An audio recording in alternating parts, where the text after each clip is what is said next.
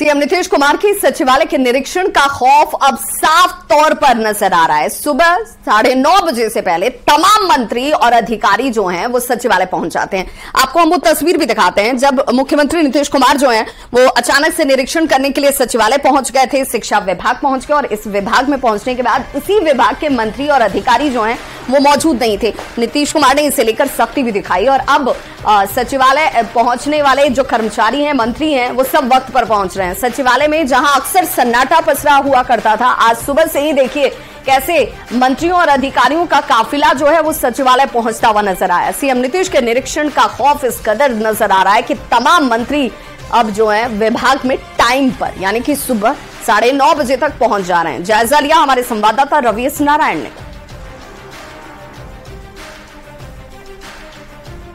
मुख्यमंत्री नीतीश कुमार के सचिवालय निरीक्षण का जो खौफ है वो साफ तौर पर देखा जा रहा है और अभी आपको बता दें कि 9:30 बजने में 5 मिनट बाकी है। जी हाँ, घड़ी की अगर सुइयों को आप अगर देखेंगे तो 9:25 हो रहे हैं और अभी से आपको देखें कि तमाम जितने भी मंत्री हैं, अधिकारी हैं, वो सचिवालय पहुंचना शुरू कर चुके हैं और लगातार गाड़ियों का जो काफिला है, मंत्रियों का जो आना है वो सचिवालय में जारी है, क्योंकि जिस ढंग से मुख्यमंत्री लगातार पिछले कई दिनों से कई विभागों में जाकर औचक निरीक्षण कर रहे हैं, वहां पे देख रहे हैं कि यहाँ पे मंत्री पहुंचे हैं कि नहीं पहुंचे हैं, अधिकारी पहुंचे हैं कि नहीं पहुंचे हैं और अगर नहीं पहुंचे हैं तो वो क्लास भी लगा रहे हैं और सवाल भी पूछ रहे हैं कि आखिर 9:30 बज गए, अब तक अधिकारी और मंत्री कहाँ हैं।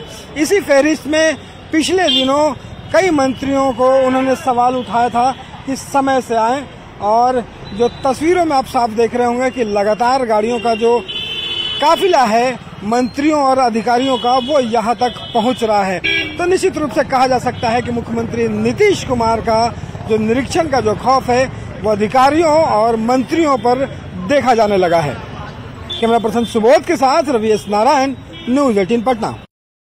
सीएम नीतीश कुमार ने बांका को बड़ी सौगात दी है। सीएम ने सदर अस्पताल में 14 करोड़ की लागत से नवनिर्मित मॉडल अस्पताल के भवन का उद्घाटन किया। साथ ही सीएम जीविका दीदियों की तरफ से संचालित नवनिर्मित वातानुकूलित कैफेटेरिया का भी जायजा लेते हुए नजर आए। कार्यक्रम के दौरान सीएम का ध्यान अंग्रेजी लिखे बोर्ड पर भी गया। बोर्ड पढ़ते ही सीएम यहां पर उखड़ गए। उन्होंने डीएम को तत्काल हिंदी में इसे लिखवाने का निर्देश दे दिया। सीएम ने कहा कि दशकों बीतने के बाद भी मानसिकता नहीं बदल पाई है। इस दौरान अधिकारी जो हैं वो कहीं ना कहीं सन्न रह गए।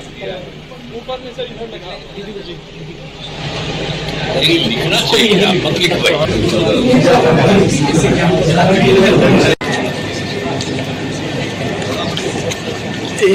चले पाए चले जी बिल्कुल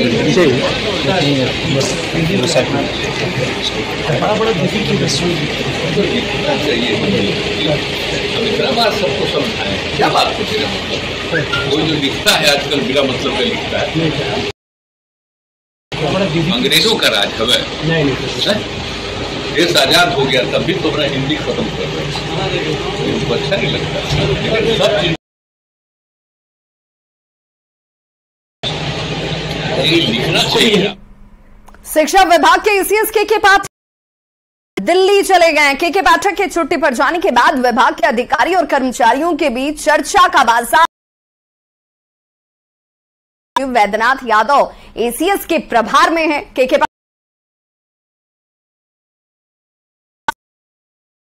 तक कुछ भी कोई बोलने को तैयार नहीं है। के पाठक मंगलवार से ही विभाग में नहीं आ रहे हैं। ऐसे में सवाल कई हैं कि आखिर छुट्टी पर दिल्ली के पाठक गए तो क्यों गए? क्या वो नाराज हैं?